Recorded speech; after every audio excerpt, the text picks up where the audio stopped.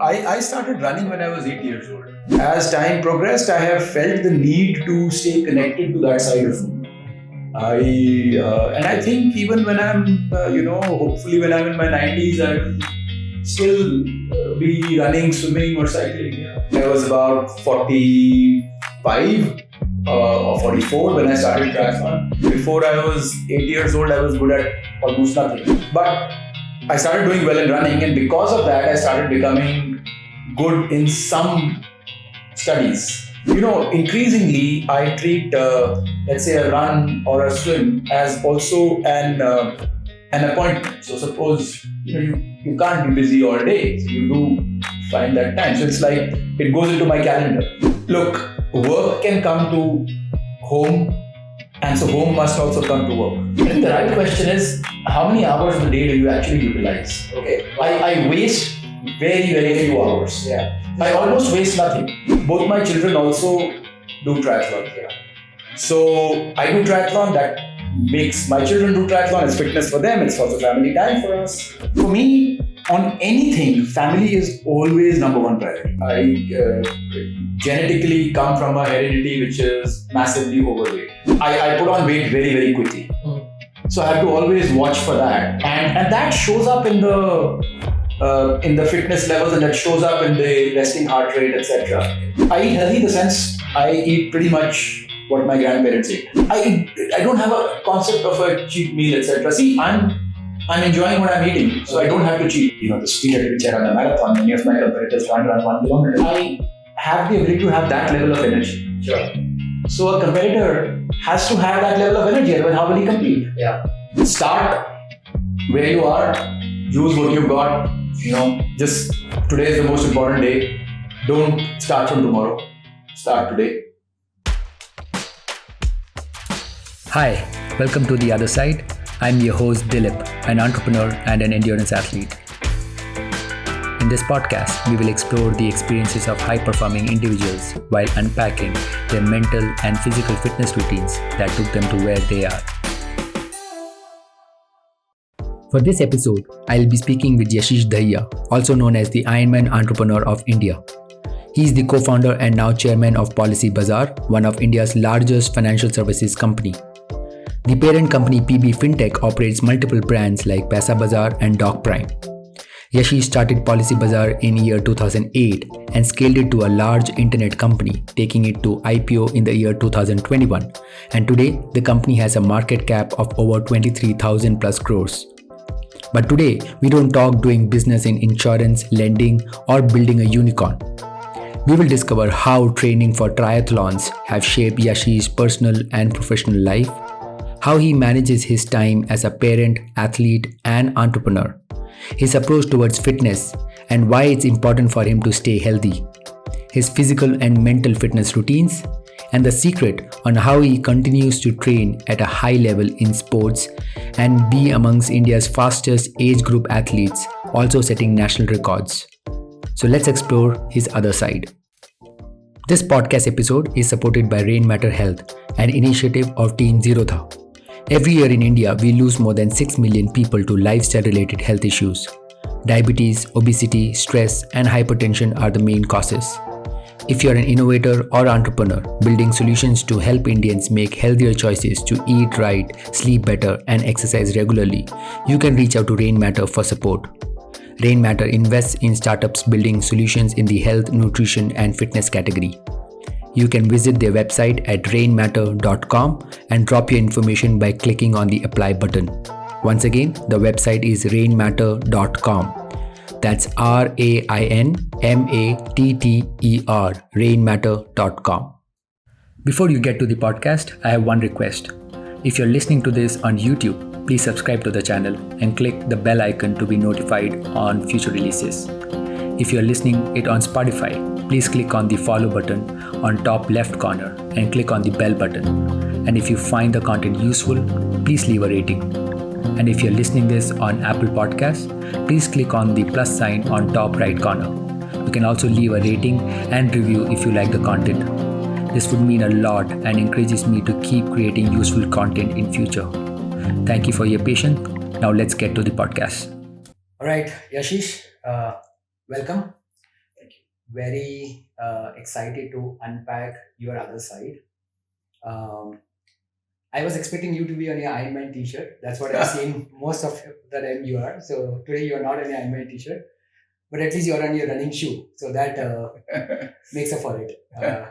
Yeah, true. I was in some meetings here, so yeah, obviously Right. a little more officially dressed than usual. Right. So I know you've been here for a business work, but I usually ask to everyone, did you get your morning workout today? Today I did not actually because I left from where I was coming. I left at about at a 3:30 a.m. flight, and so I left. I got up at 12 o'clock last night, and I'll get back by about just past 12. My flight lands. So yeah, it'll be a bit of a long day. So today I will not be able to have a workout. But you've had a marathon kind of a day in terms of work. It's okay. It's all right. What was your breakfast plate? Breakfast was actually on the flight. It was just a coffee and some orange juice. So yeah, I haven't eaten for some time, but that's okay. I'm fine with that. Perfect. So, Yashish, when I was trying to know more about you, you probably are one of those very few guys where Google didn't really bore me at all. I almost had to flip through the 8-10 pages of Google, and every page I flipped, it just kept me excited. So, Thank you are. So let me start. You are among the top 5 full Ironman finishers in India, top 3 half Ironman finishers in India across all age groups. You've won gold medal in 200-meter freestyle, 400 meter freestyle, and 200 meter silver. Yeah. In Masters, you qualified to represent India when you were at beyond the age of 45. Yeah. Right? And you recently finished a 3:05 marathon. You qualified for Boston. Yes. I think it's a misnomer, but I should still ask you, what's your definition of fitness? Oh, I don't think there's a definition of fitness per se. I enjoy a bit of exercise, and I've always liked to do that since I was young. Of course, the mode of exercise will keep changing. So there may have been shorter runs at one time, and there may have been longer runs now, and there may be more swimming and cycling added. But I always enjoy a bit of a workout, and usually if in a couple of days pass and I haven't exercised, yes, I will start to feel less happy than I am otherwise. So you've always been wired like that? I mean, do you have a fitness story? Like most of us, mid-age crisis kicks in and we start realizing that, okay, the trouser is not fitting well and we have to do something. What's your story on your journey to fitness? So I started running when I was 8 years old. And I did it because I enjoyed it.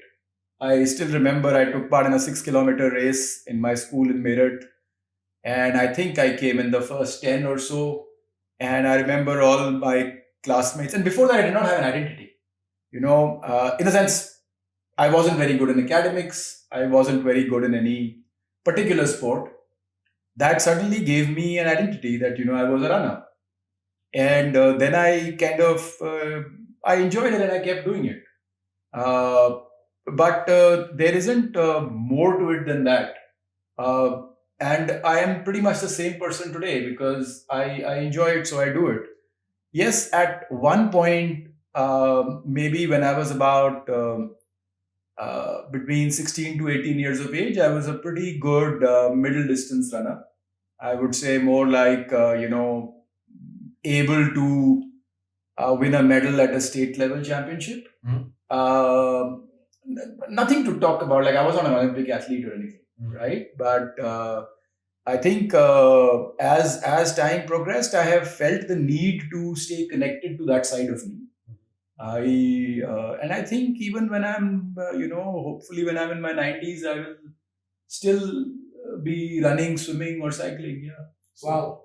So, something about you which really struck me is that you're an outlier in a lot of sense, right? Of course, the world knows you as this stellar builder of this large company we have in country, PolicyBazaar.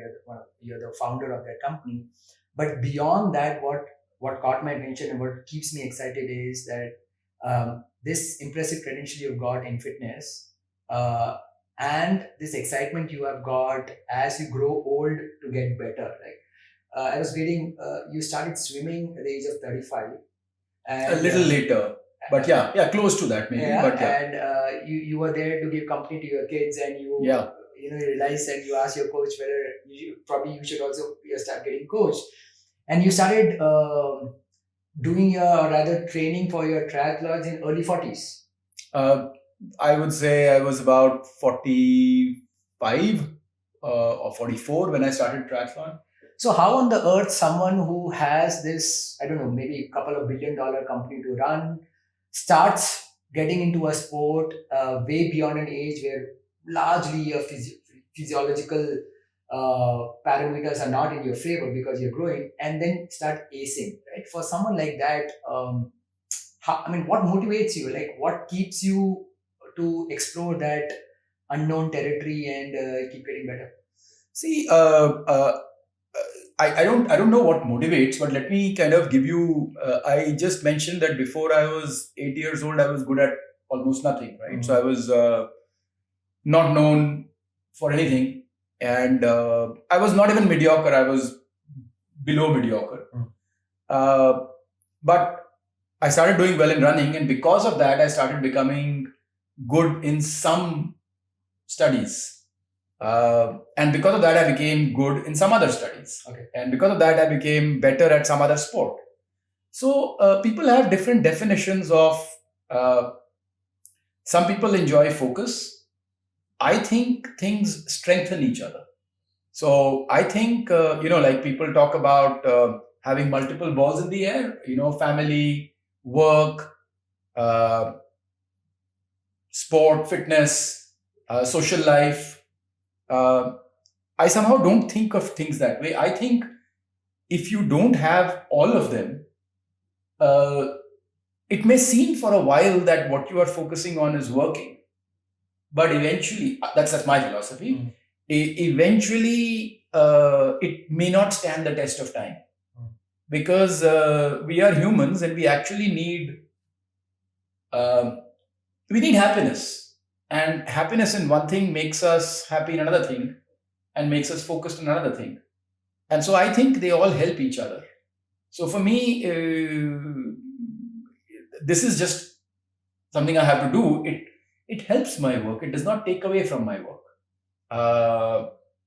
My work helps this. Both of these help my family life, and my family life helps both of these. And all three of these help my social life. And my social life also helps all three of them. And I know that sounds like everything is taking time. So how does it work?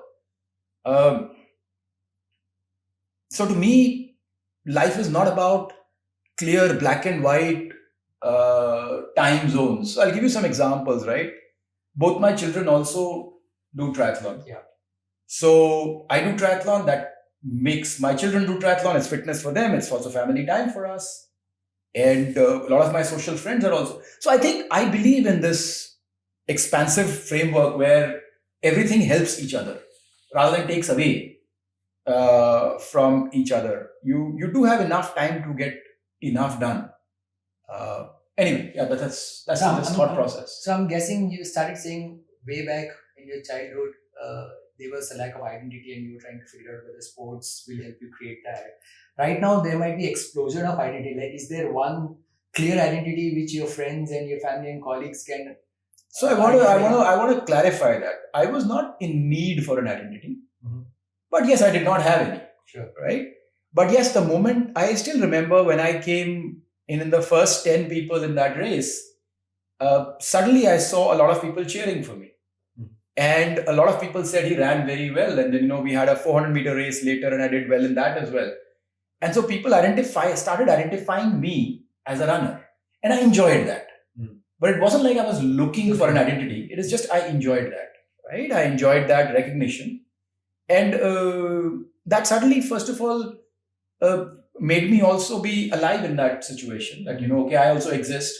And then, one by one, you came into recognition set for other things.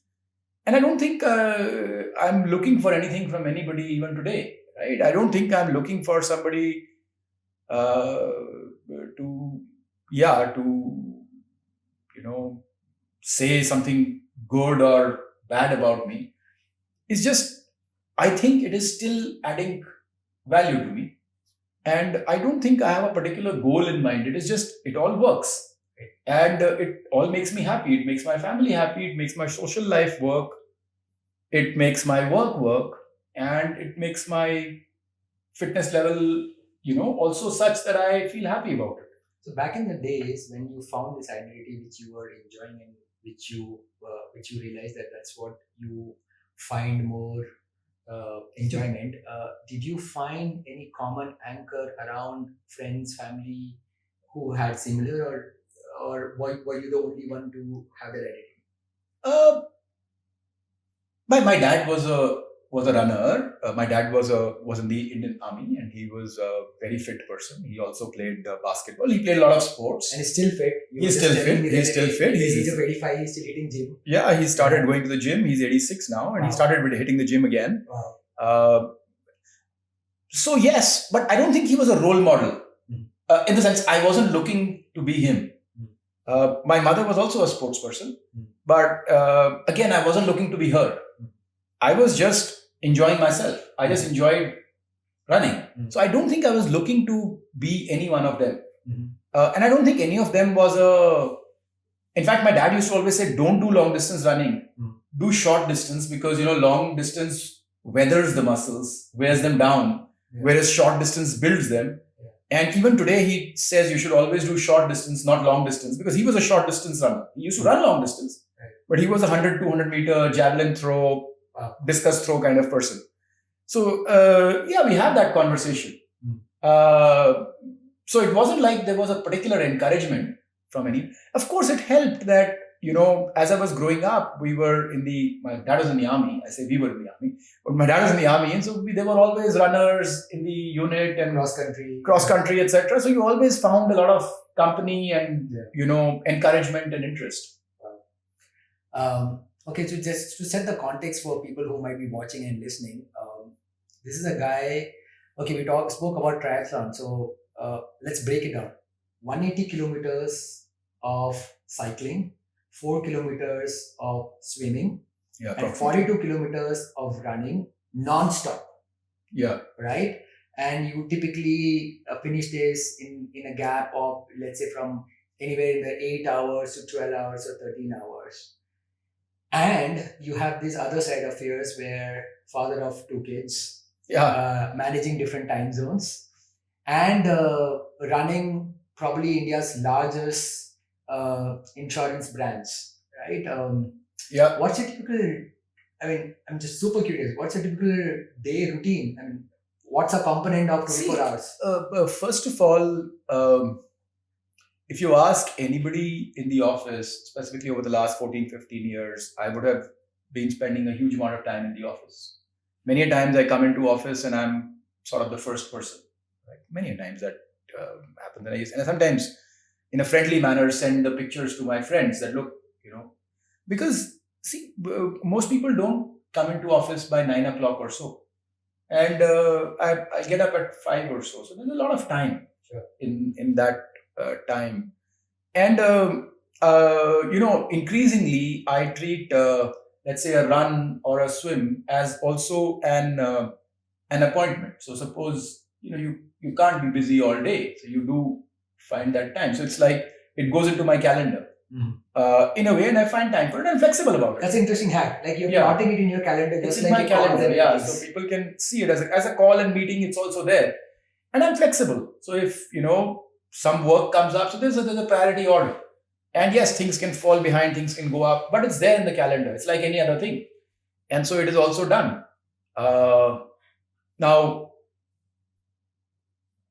that's what it is. There's a lot of complexity, right? I live in Noida, we work in Gurgaon, and people may say, hey, that's a waste of time, but it's not a waste of time. I enjoy going back to my parents' place every day, and I don't have to do anything at home because I'm living in my parents' house. I don't have to worry about cooking. I don't have to worry about ironing.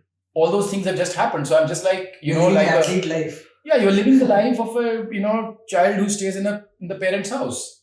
So it's a huge advantage. Yeah. And yes, there is no boredom setting in because you at times also spend time with the family and the family spends time with you, and you learn to use the time that you have. Sometimes you may be spending only 30-40% of the time that other families spend together, but it's not how much time you spend, it is how well you spend that time. Quality. Yeah, and I think we do a lot of that.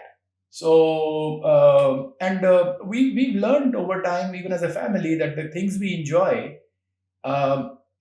we don't stay in any expensive hotel or something of that sort. We would usually enjoy the outdoors a lot more. And so any place we go to, we don't, and it's think about, right? Anywhere you go, you don't spend more than an hour or two in the hotel waking time. Sure. So you don't need to worry about that too much, but you do go out and you see things and you walk around and all those. So I think you have to over time start understanding what is important to you, and not be worried about does it impress anybody else. Right. Because maybe it does, maybe it doesn't. But what's important is does it make you more? Do you enjoy that? Do you enjoy that process? Because if you don't enjoy it, then why would you do it? Right. So mornings, let's say you said 9 o'clock is where the office time starts. So you're getting most of your workouts done. Mostly in the morning, yeah. Yeah, morning. So I would presume the large part of the daytime remaining is work. Is work. Usually, what time do you wind up? Usually about 7-8 o'clock. You have had any luxury in the past where you realize that you have some time, go get a treadmill run or... Yeah, sometimes I'll do that in the middle. Oh, Sometimes I'll do that in the middle of the day as well. Yeah. So sometimes I might just go before lunch and do a run Okay, if I have planned it that way. Yeah.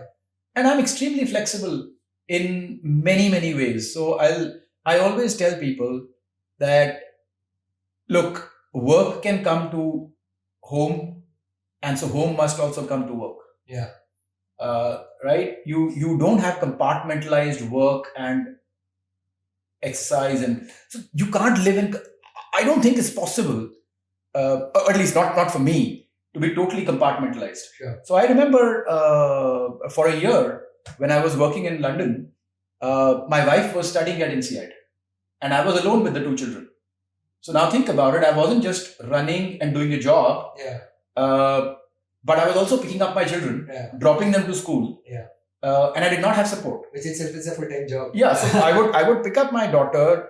So I would take a 1 hour break, go pick up my daughter, and she would have her meal, and then she would go to sleep in the office, and that was fine, because if that didn't happen, I couldn't have done my work, and if I did not do my work, I couldn't have supported the family, right? Because everything has to work together.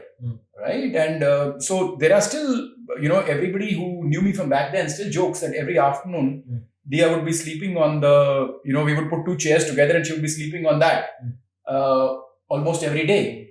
But then she had to study for an entrance exam. And I remember we used to get up in the morning, I would do my run, but I would come back. But before school, every day she would be trained on a new puzzle. So that by the time she got to school, the test, she was actually an expert in puzzle solving. I think if you are passionate, you will do all those things. Right. It's like any other parent does. But let me put it this way. I think I utilize a lot of hours in the day. I think the right question is, how many hours of the day do you actually utilize? Okay. Wow. I waste very few hours. Yeah. I almost waste nothing. Okay. Like I almost feel odd if I'm wasting time. Let me put it this way. I don't know what to call it. So you will usually not find me sitting around saying, okay, let me watch a movie. I know that's also important to do. Yeah, sure. But I just don't But do there's it. a set of priorities which you already wired that's And I have enough to do pretty much all the time. Yeah. And there is very little time left outside of that. Sure.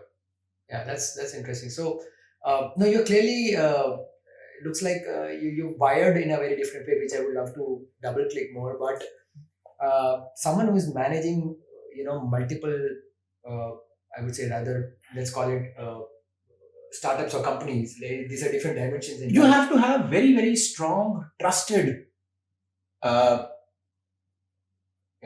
team. Yeah. I'm going to say Okay. that. Now, Yeah. the reason I say team, because I'm using it for family as well. Sure. So, my wife has pretty much lived the last 15 years as a single mom. Sure. Bringing up the children by herself. Remember, I always Goes say, to Shika. yeah, Doing that. yeah, she does not have the luxury to fall sick. Yeah. Okay, for 15 years, not a single day has she had the luxury to fall ill. The only time she falls ill is when I'm there. Okay. Because otherwise, she can't afford to fall ill, right? What will happen, right? And then on the work side, my team is, each member of the team is far more dedicated than me. Otherwise, it's impossible, right? If I was running everything myself, Right. Like my dad runs a small business, right? But he has to call up the drivers at 5 o'clock in the morning to check whether they are awake. I don't do that at all. Yeah. Things work because there's a very dedicated team out there. And I think that's the important part. In your life, have you chosen the right people to work with? Yeah. Have you trusted them enough? Right. Have you given them enough skin in the game that it's important for them as well? Like for my wife, obviously it's important to have her children come up well, and for the team, it's obviously important the company does well. Have you aligned everybody's interests rightly? After that, you can afford a lot of non-involvement. Yeah. So clearly, team is probably the biggest anchor for one to have to get a lot Totally. of things in, right? Totally. My father comes into my office sometimes and he says, everybody I see here is very happy. And this isn't just around IPO time. This has been well before, well after. He says, everybody seems very happy. I think that's very key. People are happy doing what they are doing. We have very long tenure at work. And I think that's important. And then, there's also sufficient importance given to family. Sure. Because I know that's important. So I can assure you, I take my family responsibilities very, very seriously. So I was just curious just to check on that. So once you're back, and you were saying that you were flexible, you were able to bring home to work while you're at work. Now, when you're back home, are you again very rigid about not to bring work back to home? What's typically No, there is nothing of the sort. Work is always there. Okay. Anybody can reach me anytime. I usually, so if you as a customer send me an email at, let's say, 1 a.m., you'll probably get a response by about 3 a.m. So when I get up in the night, I will, I get up maybe twice in the night.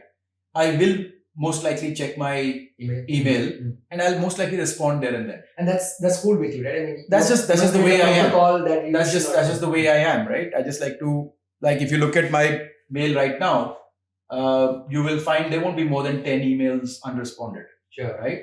And those will get cleared immediately the moment I finish this. So this is something which I've seen common amongst all the previous guests I've spoken with, that they all follow this minimal load on inbox, right? Try to keep it as light as possible so that you can clear and you have less cognitive work on you. That is exactly right. And for me, I only work on two things. One is my email and the second is my WhatsApp.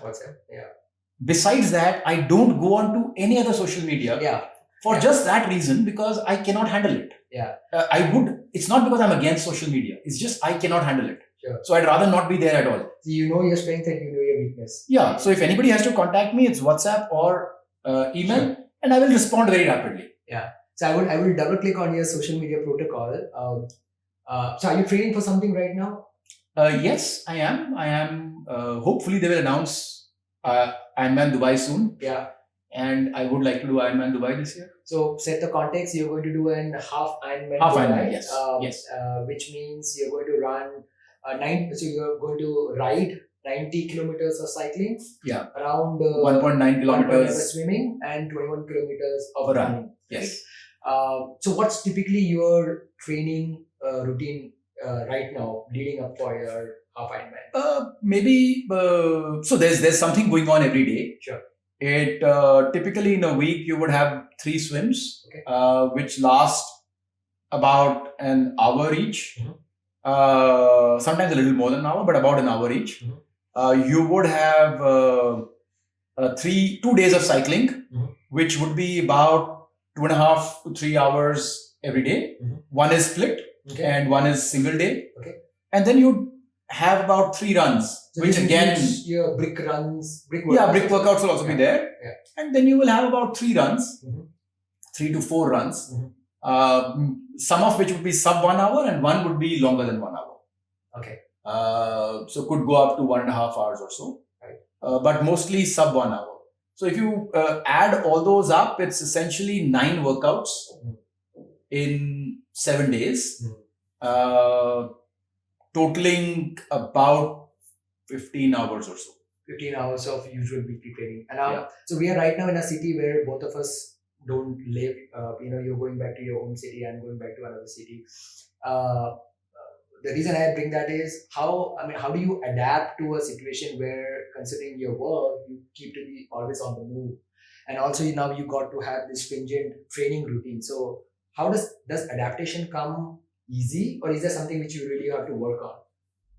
You have to be flexible. Okay. Like let's say, I missed today, but I knew I was going to miss today. Okay. So I had started this week on Sunday. Okay. Instead of Monday. Right. And so I had 1 extra day. Okay. And when I get back, I also know I need to sleep as priority. So I also know I have to complete the sleep part. So I will not do anything in the morning. Okay. But I will not be very fussy about whether it's 11 o'clock or 12 o'clock. Whenever I get time in the middle of the day, I will do my activity and be done with it, because I know that the next day, the activity, because tomorrow is a Saturday, and the next day, the activity has to be in the morning, because I have to pick up my wife at 7:20 from the airport, and I want to finish my activity before that because I want to spend the rest of the day with her.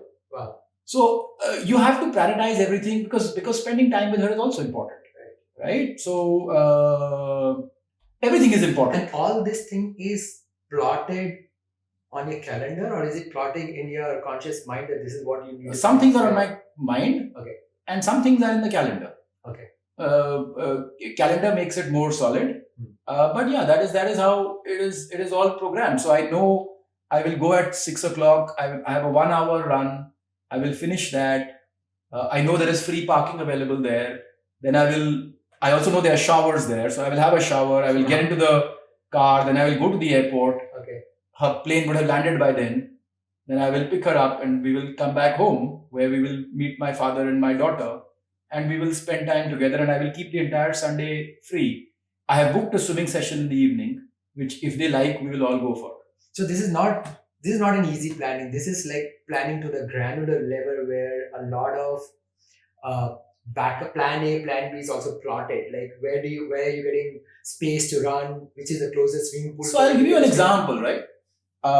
I could be, and this is where you have to appreciate the differences. So I could be in the middle of a cycle session, and suppose I'm supposed to do a 1.5 hour cycle session, and it's happened many times. At 35 minutes, my son and daughter will walk up and they will say, "Oh, Papa, we think we should go for a run." So you're basically doing indoor cycling? I'm doing a session. Yeah. I'm in the middle of my session, Yeah. and they come up and they say, "I think we would like to go for a run." Okay. I will instantly stop my cycling session straight away, and I will say, "Okay, let's go for the run." Wow. Okay, without blinking one moment. For me, on anything, family is always number one priority. That's a team. That's the team. Yeah. It's the same thing if anything happens at work. If somebody says they need me, like today they needed me. I'm taking care of my father right now because we've been through a family loss. So I want to spend time with him. But there was something that the team required me for, so I'm here. Right? I think all I'm going to say is the priorities are very well set. Right. And even in my work, the priorities are very well set. Right. So there's flexibility with those priorities. Sure. Like for me, because Shikha is coming on Sunday, I will not do a run because I know she will not come for a run with me. Yeah. So I will not do a run on that day. Right. I will do it before she arrives. That's important. Okay. It's just priority setting here. You just set your priorities. And to me, these are very important. Right. Because, while I may not spend a huge amount of time with the family, but when I'm there, I'm there.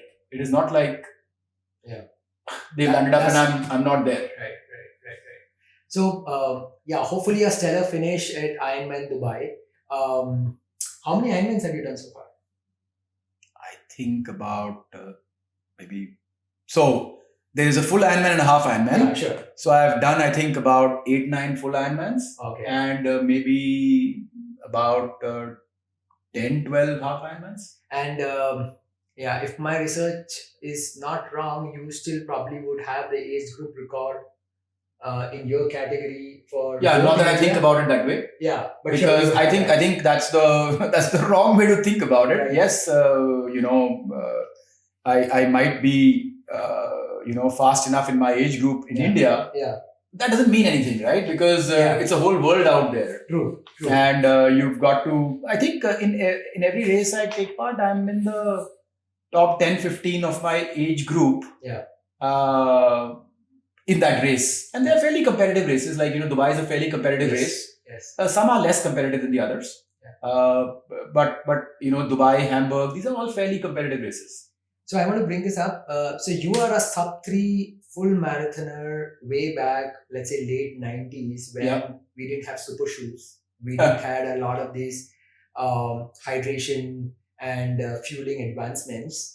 And probably not many people might actually find it on internet about your credentials when... It was in the Rath Marathon. Rath Marathon, you were telling me. Yeah, so Rath Marathon was before the Airtel Marathon. Airtel Delhi Marathon. Yeah.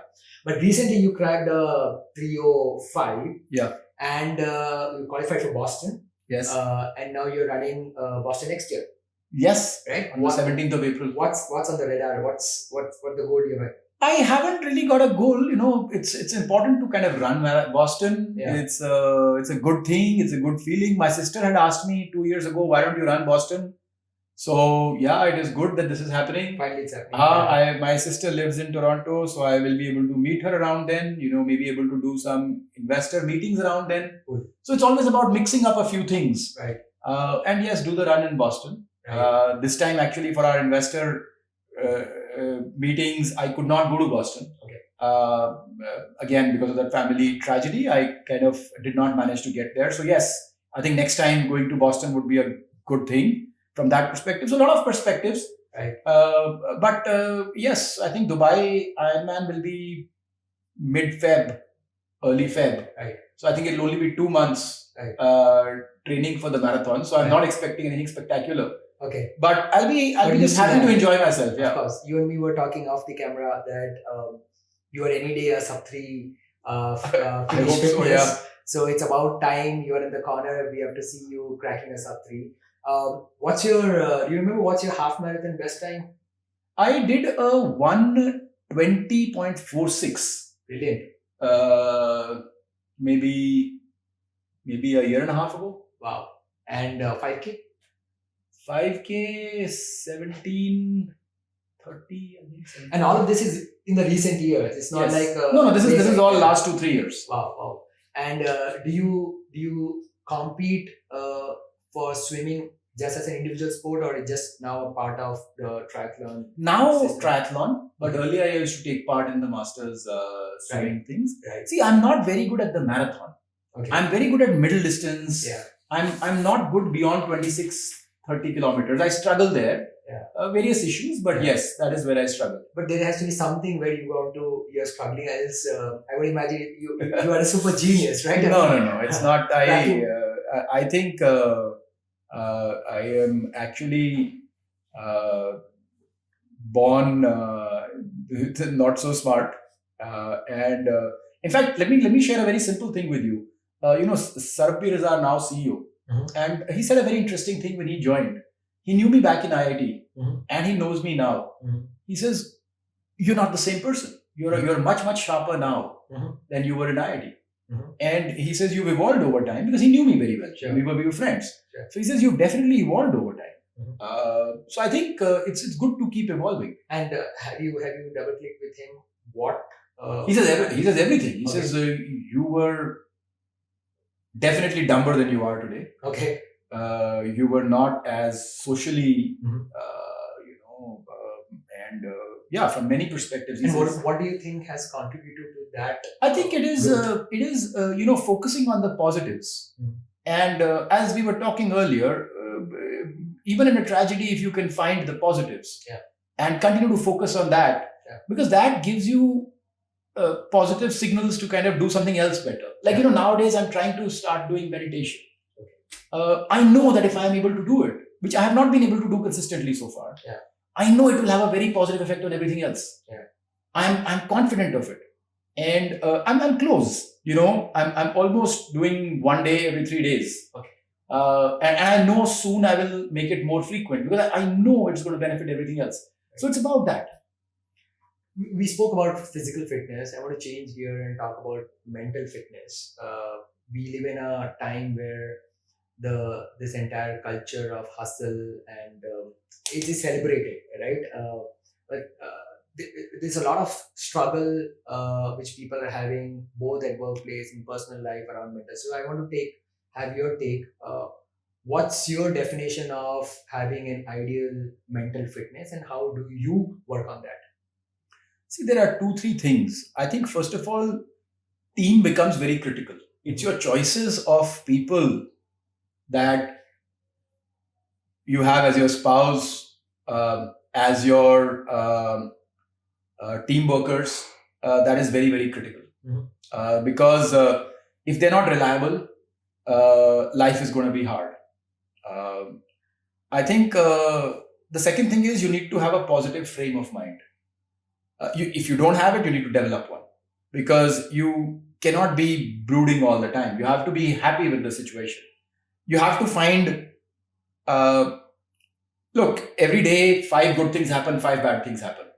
You have to be able to focus and take energy from the 5 good things and recognize those and feel good about those. If you keep brooding about the 5 bad things, I think it does not leave you in a great position to make your 5 good things into 6 good things the next day. I think over time, if you focus on good, then more good. I've just seen, it does start to happen. I think really it is that, like, I give you a very simple challenge. I give to almost everybody. My wife, Shikha, you cannot get her to speak negative about anything. Anything. So I have tried. I have tried to make her speak negatively about somebody. She just doesn't. She will always speak only positive. And she's just been that throughout her life. She's been that, and she is. And trust me, for me, a lot of things started going right after I got married. Till then, I was really so. I also believe in luck. And I think her luck has a very big role to play with it. Because, you don't get that luck unless you're such a positive person. Sure. So I think, and it's the same thing, when I look at my team members, they just don't give up on so many things where, in fact, I have this thing that out of the 15, 20 people I hold close in my life, I'm probably the least reliable. Okay. That's your self-assessment about That's my self-assessment. Okay. Now they don't think so, which is good news, right? Yeah. But actually, my view is of those, because that means their standards of reliability are that high. Is it because you rely them more than what they think that they are having that? No, they'll say the same thing about me. Okay. But I think it's important that you surround yourself with such people. Sure. Because if you don't, then you're all by yourself. Right. And then, life will be tough. Right. So, because you're involved in so much of attributes of life where fitness is a critical part, data becomes very important to understand how you're doing, how good you're doing, or how bad you're doing. What's your protocol around data, wearables? Do you kind of track any certain metrics, your sleep? What's your stack? I look at Garmin a bit. Okay. Obviously, we measure the sports performance metrics on a regular basis. I think everybody has to do that. Whoever is doing these sports a little rigorously. And I do track 2 things. one which I don't know how reliable it is. So my knowledge is weak. But I do track the resting heart rate. Okay. Yeah. And I track VO2 max. Excellent. Yeah. Very specific to sporting. Yeah. Space, So I track these two. But resting heart rate is anyway important for general population. Yeah. So over the years, my resting heart rate has kept coming down. Wow. I'm curious to know what is it now. It's about 43, 44. That's impressive. Yeah. Yeah. And I would like it to be as close to 40 as possible, Yeah. and sometimes even lower. But in the last 2-3 months, it's been higher. Okay. As in, it's been in this 45-ish zone. Mhm. And the VO2 max is currently about 68. Okay. It used to be 69. It Okay. is 68. Okay. But that's what it is. Okay. So have you had these markers dictate any lifestyle changes in you when you see if your resting heart rate is elevating, or your sleep is not being in control? Has these markers helped you to kind of bring some regulation back into your lifestyle? So Or yes, you are self-regulated? see, my problem, I will tell you, I genetically come from a heredity which is massively overweight. Mhm.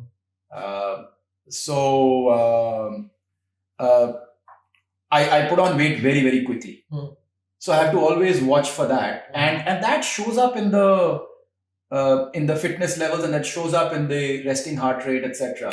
So over time, as I said, in the last few months, I have seen it deteriorate Mhm. a little bit. Mhm.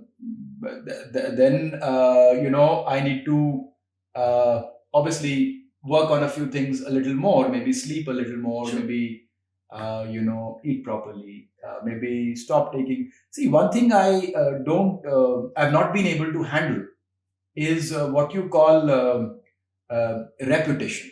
Okay. See, that is something I can't, because of how proud I've been as a person. Okay. I can't handle somebody saying reputationally there's something wrong with Yashish.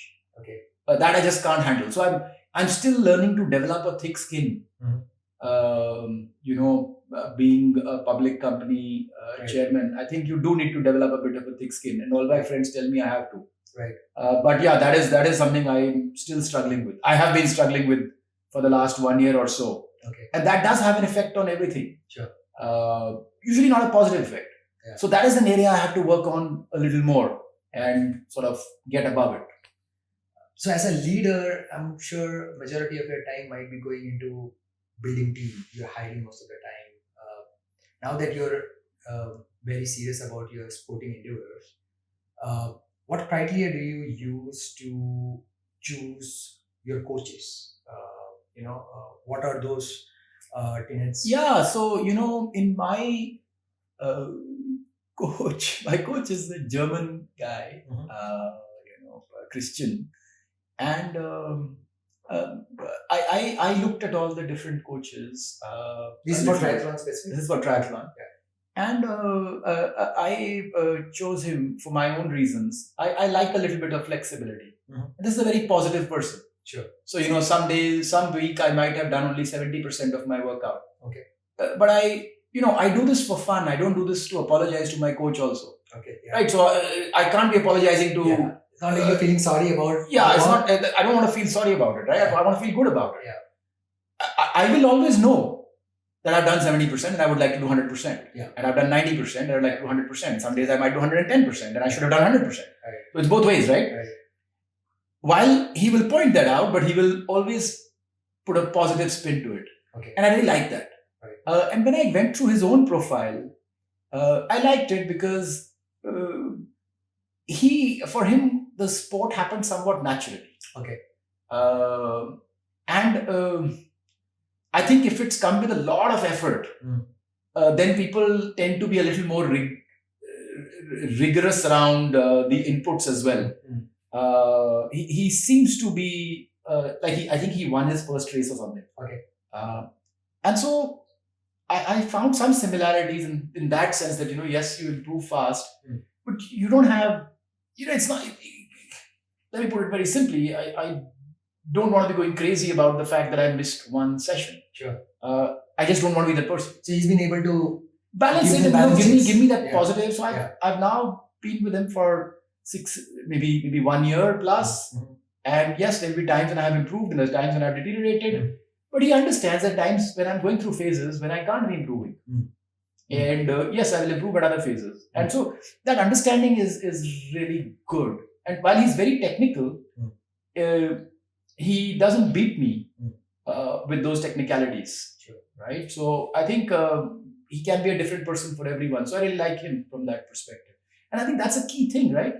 You as a person cannot impose yourself on everyone. Right. That even when I talk about work, etc., one of my biggest strengths is I can work with different types of people.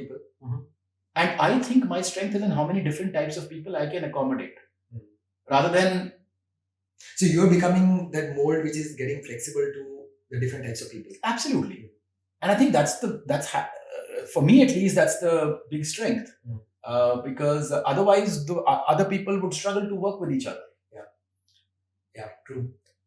Let's dive into your professional life brief. You are the founder and right now the chairman of PolicyBazaar. Yes. How many employees do you have right now? We have about 13,000 employees. Okay. PB Best, PolicyBazaar, PaisaBazaar, Different PB, types, AE, etc.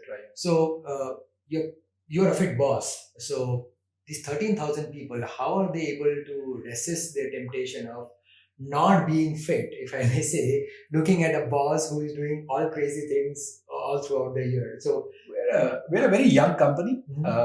Average age would be 25 or so. Okay. A lot of people are fit in their own way. Okay. We do have a regular sports schedule. Okay. But yes, while a few of the senior management are into sports, different sports. So Sarbir is very good in squash. Alok is quite good in football and badminton. And so everybody has a little bit of things going around them. But yes, as a management team, I wouldn't say we're a fit management team. Okay. That's an honest. Honest assessment, because a lot of the people in our team work too hard. They are very reliable, very dependable, very focused. They do chill, but their chilling tends to be drinking after work for a lot of people. Right. And that can become a heady combination, which in my opinion does not help the family. Right. Yes, it helps work culture somewhat, but hey, yeah. So do you run among these 13,000 people, that's massive amount of employee base? Do you have any programs or outreach system where, like you said, there's a sports? We have regular sports events.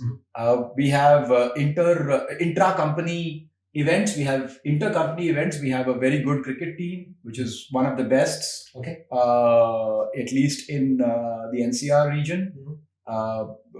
We have a badminton team, a basketball team. So we do have a lot of sport. But what I'm trying to say is finding 30 sports people in 13,000 people is actually quite easy. Okay. Yeah. Right?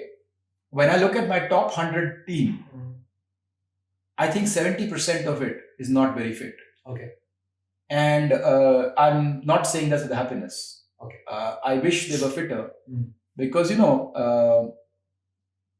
yes, things happen. I wouldn't like to see them unwell, in my lifetime. Yeah, but your management team always has given me a different impression. I was going through your website, and people, should check out PolicyBazaar's website and look at the management photo. They're very chirpy. They're very lively. Everyone has got a very quirky style of giving their headshots.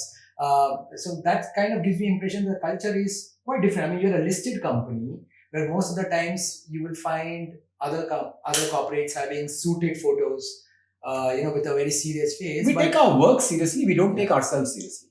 Okay. And I think that's how we would like to stay. Okay. We take our work very seriously. So is that something what you guys had to work to build that persona, or was it natural? Because I saw people naturally we have been hiring people who fit that profile. That they take things very seriously, but they don't take themselves very seriously. Who would you rather hire? Would you hire a Parambir Chakra, or would you hire a Sword of Honor. Okay. We would rather hire the Paramveer Chakra, right? You know what I mean? Yeah, what I want you to break that up. Why is that? I think I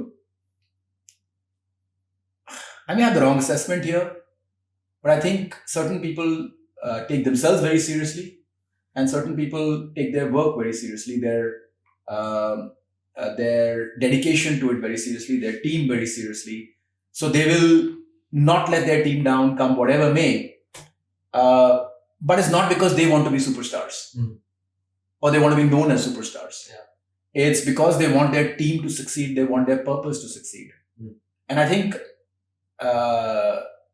what is truly amazing, I know it was a wrong assessment here and it's a wrong comparison, but many people, are able to do that a lot more than trying to win awards for themselves. Sure. Right? So, and I'm not saying one is, everybody's of a different type. Yeah. I usually find the overlap of these two is actually quite limited. Okay. Of people who take themselves seriously and people who take their work more seriously. And because you have to push yourself, and that's what we say when we are hiring, the trait we look for is a lack of selfishness. Because if they are too selfish, then things are going to get tough, and when they get tough, they would break off. So yeah, we prefer it that way. Let's shift gears and talk about nutrition. How do you refine your relationship with food? Do you look at it as a means of having something get into your system, or now that you're serious about your sporting endeavors, how do you look at nutrition? So I eat healthy, but I am not somebody who's been super focused on nutrition. I eat healthy in the sense I eat pretty much what my grandparents ate. Okay. It's not very different. Yeah. It's vegetables, dal, sabji, chapatis. It's what my grandparents ate. I think that's the most underrated health hack of 21st century. Eat like what our grandparents did. So I'm very, very similar to what our grandparents ate. But at the same time, I do realize that for the competitive nature of, not competitive nature, but whatever, to be rigorous at a performance level. Yeah, to have certain performance levels, you need to do a little beyond. And that I'm not very good at. In fact, I have neglected that for far too long. In fact, the discussion between me and my coach is now I need to this year get that part. Focus on the nutrition part. Yeah. Because I have been messing that up for way too long. Sure. Yeah. Do you have any favorite post-workout meal? Boss, there's nothing of the sort. Okay. So I'm quite unplanned in my food habits. I usually eat when I can eat, but I tend to eat healthy. Okay. So does that mean you don't have a cheat meal? I don't have a concept of a cheat meal, etc. See, I'm enjoying what I'm eating, so I don't have to cheat. Why do you want to cheat it? Yeah. That's a good way to But there will be times when I would miss things. Okay. Right, like just for example, today we are now at about 6 o'clock. Yeah. I actually haven't eaten since the morning. Okay. It's just, but you asked me also, and I said no, because I didn't want to bother you also, and that's fine. I don't want to bother because I will eat in the evening. So I'm not very fussed about it. Sometimes long periods will happen when I would not have eaten. Right. And sometimes I will eat, if I'm feeling hungry, I'll eat 2-3 meals also. Okay. So there isn't a very sophisticated thing around it, but I eat mostly ghar ka sada khana. Okay. And that is our cooking habits are very similar to what they were during my grandparents' time. So they're not very different. I now realize I need to do more.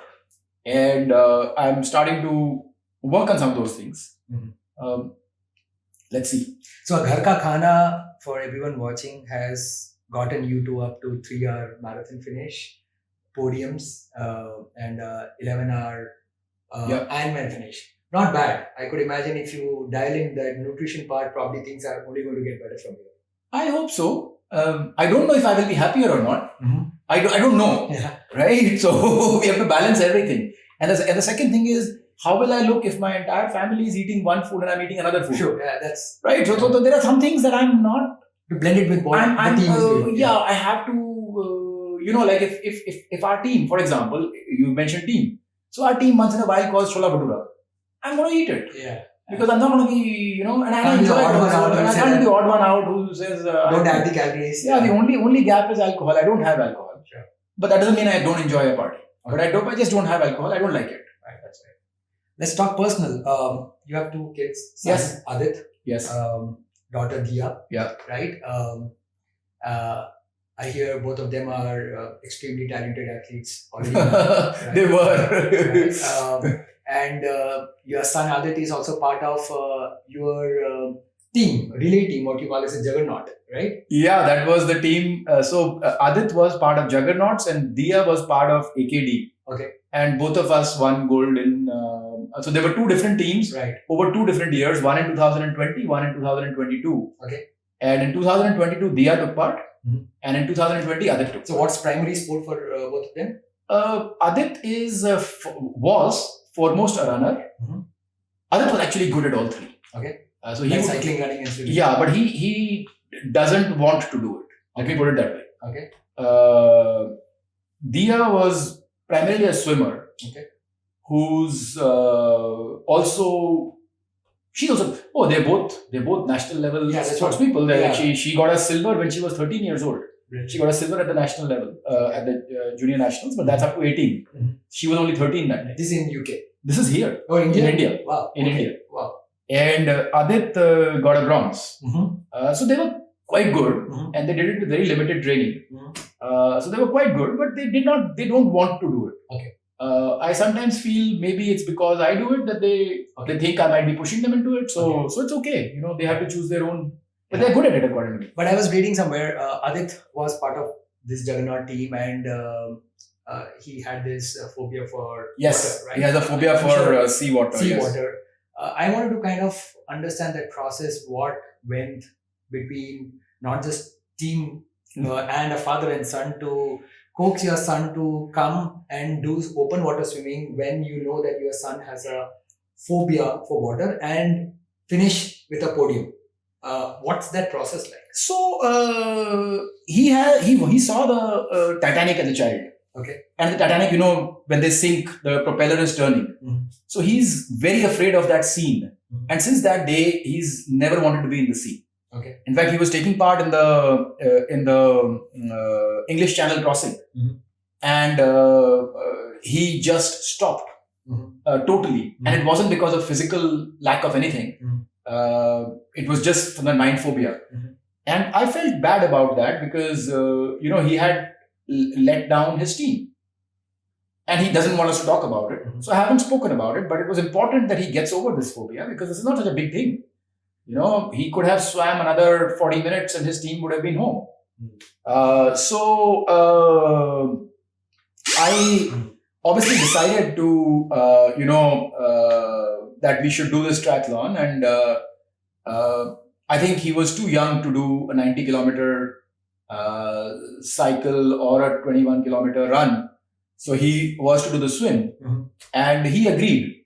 Now, what I did not know was he was taking his, the Oxford has an entrance exam. Okay. He was taking his Oxford entrance exam that same Monday. Okay.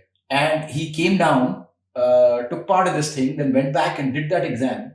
And he never told me about it. So this is Ironman Goa? This is Ironman Goa. So he came as part of the team? He took part in that event. And he never told me about the fact that he had an exam going on the side, which is exactly the same as the JEE exam. Sure. So he had to take that.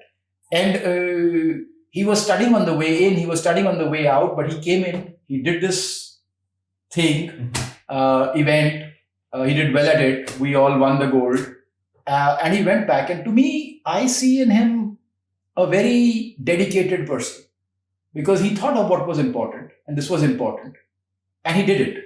In fact, he was late for the flight, he missed his flight. Okay. But then he took another flight and came in. But to me, what was most telling is when I realized later that this guy had probably the most important exam of his life. And in that weekend, he decided to do what was important for me, not what was important for him. Right? To me, that is telling a very, very special characteristic about him. Yeah. Which, I have a lot of that in me. And that's the same non-selfishness. Sure. Right? Because if it was my JEE exam, I might have told my dad, and my dad wanted me to go and take part in some race. I would have told him, listen, I got my JEE exam. Are you mad or what? Right? But this guy did not even tell me there was an event going on. And yes, he did qualify he did complete his exam. He did get through. all that stuff happened, but that was by the by. And he wasn't the most brilliant child that he was determined to, like he was going to get in. It was a surprise that he got through. Right. So, Brilliant. So as a parent, was it something which you had to work on your kids to inculcate that sporting fitness aspect, or did it come naturally to them because they're seeing their dad doing all of this? see, genetically it comes naturally to them. Okay. That's what I try to tell them. Mm-hmm. That look, you're not good in cricket. Mhm. You're not good in football. Mhm. You're good triathletes, because I was naturally a good triathlete, and our bodies are designed to be this. And this is where you will, and I have seen that. Mhm. They're not good in many other sports, but they're very good in this, right? They're good. He was good in rowing. He was. What I'm saying is they excelled in this, Mhm. right? Almost instantaneously. Mhm. Now the point is, and this is where I think Shikha and I disagree. Shikha tells them your dad is pushing you, Okay. and so they start believing that. Okay. And to me, the reason I feel a bit upset about that situation is because I think we had Olympic athletes here, Mm. which, who could have done very, very well, but who decided not to do it because somehow they thought their dad was pushing them into it, Mm. which wasn't true at all. So is it hard for you on that point that because you're so dialed into the sport, also to now realize that maybe like what Shika is saying, that maybe you are too Focused. influenced with your sporting. I think on this one, Shikha is wrong. Mhm. I am not the person who pushes anybody beyond Mhm. a certain level. I'm not that person. Mhm. I will tell you have potential Mhm. if I can see it. But is that the triathlete lens which is looking at them to say that they have that talent? I can see it. My son was better than me at every one of those three sports. Okay. And for a long time, like, the first time he went cycling, I was doing in 1 minute 400 watts. He was doing 500 watts. Okay. And he's much lighter. He was 60 kgs and doing 500 watts on his first cycle. Mhm. Right? The guy had potential. Mhm. And I told my coach then, that guy said, yes, this is world class. Sure. But the person decided not to do it Okay. Yeah. because he somehow felt that his father was pushing him, which wasn't the case. Okay. My point is, sometimes you have to not be colored by the clouds that Right. people put on you. Right. And I think this one she did a bit wrong, because Okay. she's one of those people who just likes to not Sure. push at all Sure. and only do things that are in the comfort zone. Right. So she somehow thought, but that's okay, But there's 100 good things. Right. You're okay with one. Yeah, but I also think that's the team, right? I mean, there's Yeah. one anchor, there's one balancer. That's what makes a super team, because the team is still winning podiums. So Yeah. it's still a great team to have. All right, so move on. You qualified for NDA Yes. after year 12. Yes. But you didn't, for some reason, didn't choose to pursue that, right? Just wanted to touch on that mental model back then. What was that which made you choose to kind of pursue the civil side of career and not because your dad, like you said, came from the defense background? So not just my father, our entire family is from the defense background. So all many of my cousins are in the defense. My brother-in-law is from the defense. My wife's father's from the Navy. All my uncles, all my masas, everybody's from the army. Mhm. So it was what I was always planning to do, was to join the army. Mhm. And but I'm also, at the same time as I'm planned, I'm also very unplanned. Mhm. So you'll be very surprised. While I've been talking about the army, I actually filled up the form for the Navy. Okay. And So you applied NDA and Navy together? No. Navy is also India. Yeah. Yeah, so National Defense Academy is all three, Mm. right? So I applied for the Navy and I went to Bhopal and I kind of got through without realizing that perhaps I didn't want to join the Navy. Okay. That's how I am. Okay, so you got to kind of understand this. Many times I do things. So my kids and my good friends say I'm most similar to Obelix. Okay. So many times I do things without realizing why I'm doing them, Okay. right? And I just do them, Mm. just going in the flow of the moment. So maybe when I was filling the form, there was Army, Navy, Air Force. I just ticked Navy. And then I said, oh God, I've gotten through. I'm not supposed to join the Navy. What am I going to do in the Navy? Mm. And even the interviewing officer was asking me that, hey, you seem to be the guy who's supposed to be, knowing a lot about the Army. do you even know what Diego Garcia is? Or Okay. I had no clue. Right. So yeah, but it wasn't that. It was my dad actually sat me down and he said, look, we've all, because it was a bit of a, I was thinking IIT or defense, and my heart was in defense. Okay. But my dad essentially said, look, we've all been in defense. So if one person sees the civil, it'll give us a different perspective as a family. And so why don't you do that? Sure. And so I decided to just become a civilian. Great. Great civilian so far. So it's a no-brainer now to understand what's your favorite sport. You are in ton of it. So if I want you to choose one sport which you think you're really good at, and you can invite competition any day, what is that sport and who would you like to compete? Maybe to make it easy, I could say that anyone in the corporate world, startup ecosystem, you want to call anyone for a competition. What is that sport and who will be the competition? It's open. So if that person is listening or watching on their friends, they know the competition is out there. I don't think I would like to invite anybody as competition. Let's call one sport. I think the event that I have the highest chance of outperforming in is actually cycling. Okay. It was running at some point, then it became swimming, but today I think it's cycling. And I can improve quite a bit in that. I can also see that. And amongst your friends, amongst the network? I don't see any cyclists. So I can't think of anybody I would say, hey, why don't you come and compete in cycling with me? I genuinely can't. I don't think there'll be anybody at my age group. No, or it could mean that no one is there up there to compete. So I know there are a bunch of very good founders cyclists, and venture capitalists who are also cyclists. So if you're watching and listening, if you maybe. can up your game, call out a competition to Yashish. Who is in your lens, and this could mean in a very holistic way, the fittest person in the corporate startup world whom you look at, could be male, female, anyone whom you think the person is fit. There are a lot of very fit people, right? Yeah. Sarabir is who's our CEO, is actually quite fit. He plays very, very good squash. I think insurance industry has a few, including Mr. Bhargav Dasgupta, who runs the half marathon quite well. There are a few others in the insurance industry. I think Nilesh also runs the half marathon quite well. So there are quite a few marathoners out there. My friend Bhupinder, who is my classmate from IIM Ahmedabad and runs Sarko. He is extremely fit. He runs quite well. He runs very well, in fact. Especially up to 10K, 15K, he's very, very good. There are a lot of others, Alok Raturi, a lot of people I know who've maintained. Tangi, there's another friend of mine called Tangi. He's very fit. Right. So we were lucky that our IIM batch has quite a few of these fairly fit individuals.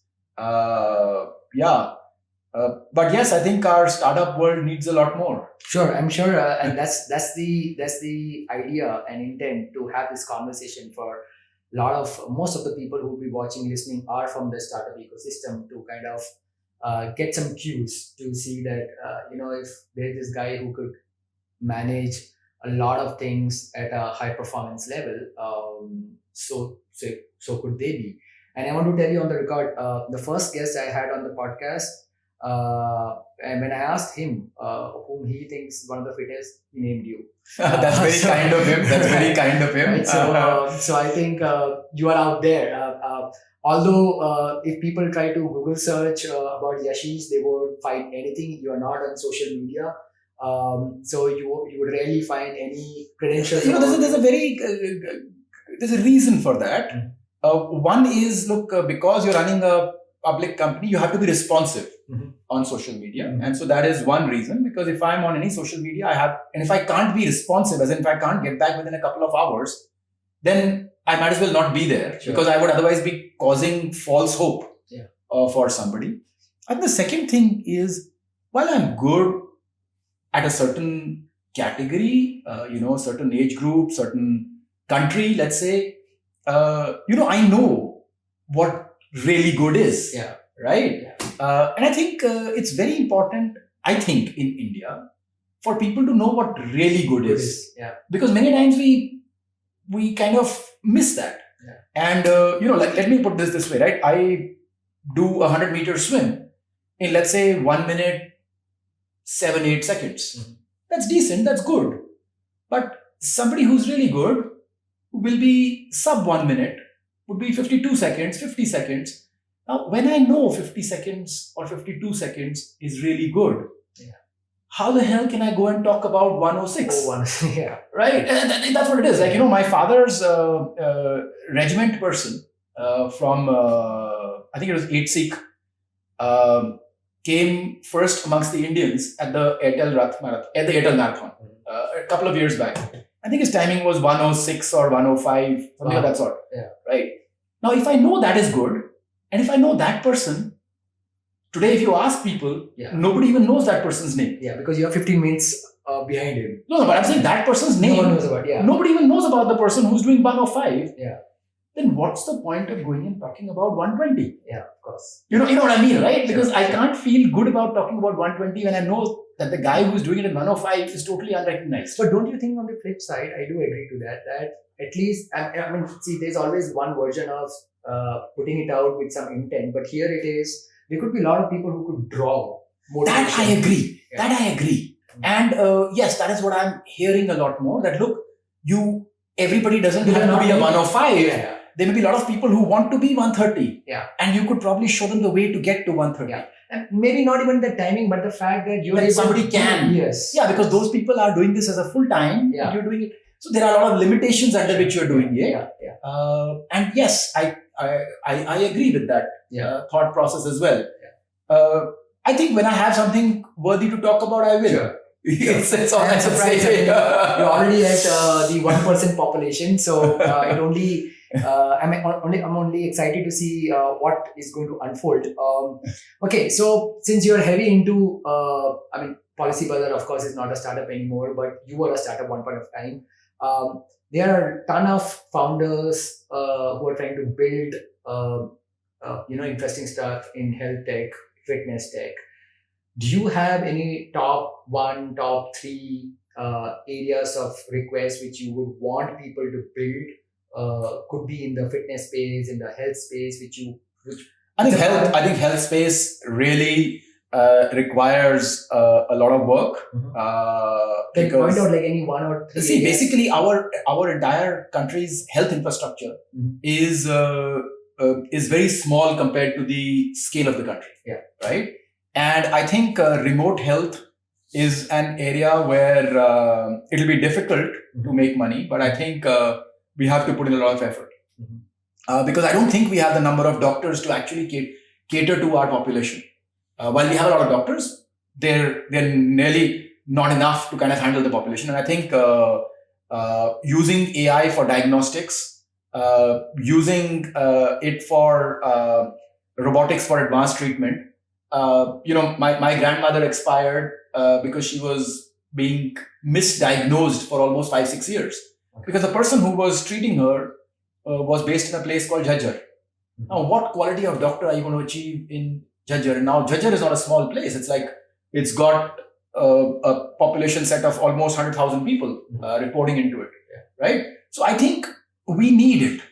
Without that, we won't be able to provide. I think the world does not have to be measured by we don't want to have the Western level of healthcare for our entire country. That would be too immense for our population. We need to have a different model. And I think what we are right now achieving with our tertiary care hospitals, where even if you sneeze, you go to a tertiary care hospital, is the opposite of that. In fact, we are going beyond the West. Right? And I don't think that's an affordable system, where every time you fall sick and you go to a hospital, it costs you 50,000 rupees or 30,000 rupees. That's not an affordable mechanism. So I think this is a big problem to solve. And I hope some people can get cracking on it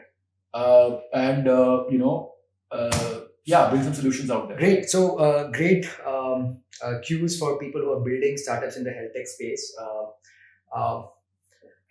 Changing gears, what have you learned about yourself as a parent, which you didn't know? and you only realized once you became a parent? See, just like a child and a parent both happen at the same time. Mhm. Because when the child is born, that is when you become a parent. So a parent is not more experienced than a child. Right. And in a way, you're learning together. I used to have these debates with my daughter, Mhm. where she said, "You've lived more life." I said, "No, not in dealing with you. Mhm. In dealing with you, both of us have the same experience. Mhm. Because you're dealing with a parent, I'm dealing with a child. And we both have exactly the same experience." Mhm. And I think the learning for me is humility. We don't know. We have to work together. And sometimes there may not be space to work together because your child may not want you to. Mhm. So I think, that's been my learning in this whole thing. The second piece is everybody is watching everybody's actions a little more than what they are saying. Mhm. So, like what I watched about my son was the fact that he did not tell me about his test. And he came all the way. Had I actually known, I would have just said, forget about the triathlon, just do your test. Yeah. Right? Because I know that's important to him and his career. But that has told me something very special about him as an individual. So that's what it is. In everything, they will see that. Sure. They will see it, you will see it. Right. Because eventually you get to know each other very deeply. And those are the things that really matter. Rest, everything is quite superficial. So this might be a cliche one, but for the kids who are part of the team, for Shikha who's part of the team, excitement for them is Yashish, who's a triathlete, or Yashish, who's a successful entrepreneur. Excitement Or for is there a them, third part to it? excitement for them is just Yashish. Okay. It doesn't matter whether he's a triathlete or whether he's a successful entrepreneur. I think at least for Shikha, that is totally immaterial, totally irrelevant. For Adit, I think the entrepreneur part is a little more important. He's a little on the materialistic side. Okay. Is And it in the recent times because of the No. accessibility? It's always. He's always been. Maybe he grew up when we were quite relatively poor, so he saw, us not having the things that some of his classmates had in the early days. So maybe that's gotten a bit deep into his psychology. Diya probably did not have that because she was 2 years younger, so she didn't have that experience. So she sees me more as a triathlete than an entrepreneur. Adit sees me more as an entrepreneur than a triathlete. Okay. Adit would like to discuss money. Diya would like to discuss fitness. Okay. But So that's a very good homogeneous mix of attributes. You're not over-influenced by anything. Yeah, but they're both very sensitive children. Super. What have you bought in the recent times? Anything extravagant for your health and fitness? Anything what you bought which probably is... So there, I was looking to... So I've always bought second-hand cycles. Okay. Many people would not know this, but I have always bought second-hand cycles. Okay. So all my cycles are second-hand. Except the last one, Okay. which I bought first-hand. Okay. And actually my son helped me buy it because I used to go on the internet, look at it every day and then come back and then... So he must have seen my internet history that this guy's been watching this for so long. And so he went and placed the order. Okay. And used my credit card for it. Okay. So yes, it is a P3X, which I actually, it's an expensive bike. I know. It's an expensive bike, but he did that for me, and I'm very happy about it. That's the team, right? That's the Adit is team. part of the team. So we got to So make Adit sure is the that person who says that you shouldn't hold compromise. back, Yeah. etc. But that's the most. Right. So there it goes. The team is always cheering for. Oh yeah, Adit is the guy who makes us all have fun. Excellent. Adit is the right team manager and team anchor everyone should have. We're almost through the end, and I want to quickly check what part of your fitness journey, or rather, let me say that, you think your fitness attribute has also defined you as a corporate leader? See, the attributes are the same. I tell a lot of people, some people ask us, you have a very large market share, you have this, that, and the other. I tell them that, look, please appreciate, the speed at which I run a marathon, many of my competitors can't run 1 kilometer. Yeah, of course. Right? Yeah. So I just want to put some context here. The pace what you're finishing your marathon, we are talking about 4:15 to 4:17 minute per 4 minute 15 second per kilometer, and you have to run consistently for 42 kilometers. Yes. There are probably less than 150 people in this country who could run at that pace, maybe. So that's my age, as you said, maybe less than 3-4. For your age category, I'm not going to reveal the age you are, but in your age category, probably there are less than 5 people. Yeah. So that's what, right? So that's what I tell them, that look, I have the ability to have that level of energy. Sure. So a competitor has to have that level of energy, otherwise how will he compete? Yeah.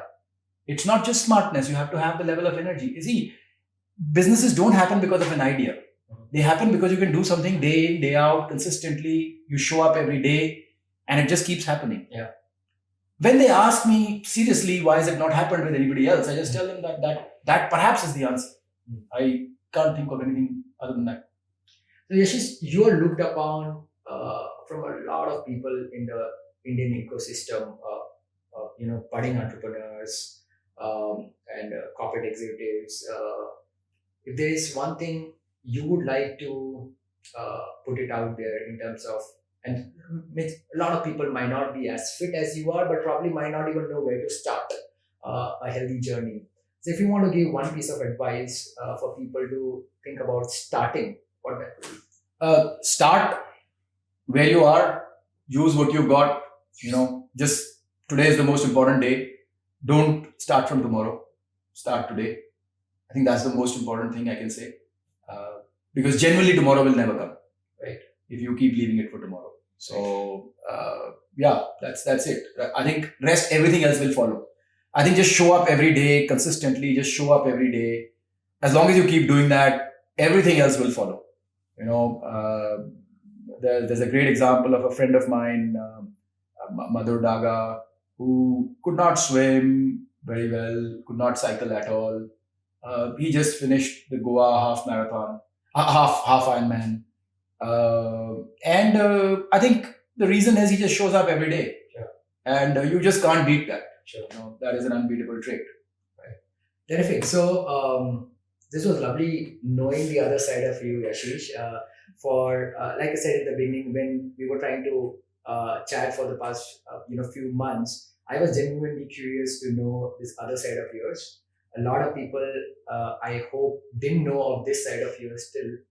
But after watching, by now, they might have known. They might have taken, if not motivation, but possibly some amount of discipline and commitment to say it's about time to start.